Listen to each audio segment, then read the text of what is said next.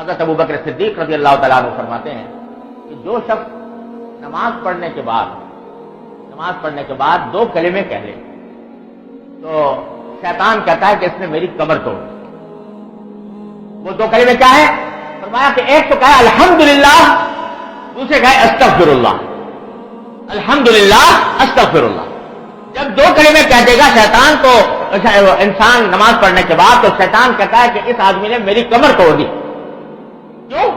اس لیے کہ شیطان جو انسان کو بہکاتا ہے وہ 2 طریقوں سے بہکاتا ہے۔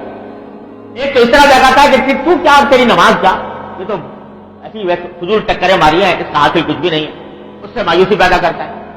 تو اس مایوسی کا حل یہ ہے کہ اللہ تعالیٰ کا شکر ادا کرو اس کی توفیق پر، الحمدللہ، اے اللہ آپ کا فضل و کرم ہے، اپنے فضل و کرم سے آپ نے مجھے نماز کی توفیق عطا فرما دی۔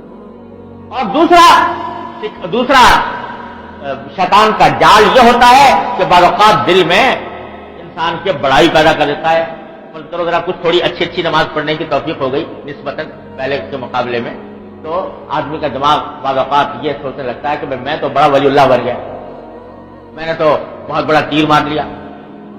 عربی زبان میں ایک مثل مشہور ہے کہ صلی الحائف رکعتین وانتظر الواحد، کہ ایک حائف کہتے ہیں جلاہے کو، کہتے ہیں ایک جلاہے نے ایک مرتبہ 2 رکعتیں پڑھ لی، 2 رکعتیں کبھی پہلے پڑھی نہیں تھی، 2 رکعتیں پڑھ لی، تو 2 رکعتیں پڑھنے کے بعد اس انتظار میں بیٹھ گیا کہ اب میرے اوپر وحی نازل ہو اللہ تعالیٰ کی طرف سے۔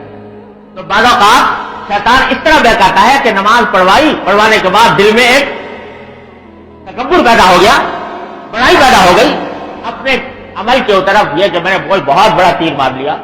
اس کا علاج ہے استغفراللہ، کہ اللہ جیسی نماز پڑھنے کی حق تھا وہ تو میں ادا نہیں کر پایا، جو کوتاہیاں ہوئی اللہ اپنی رحمت سے اس کو معاف فرمائے۔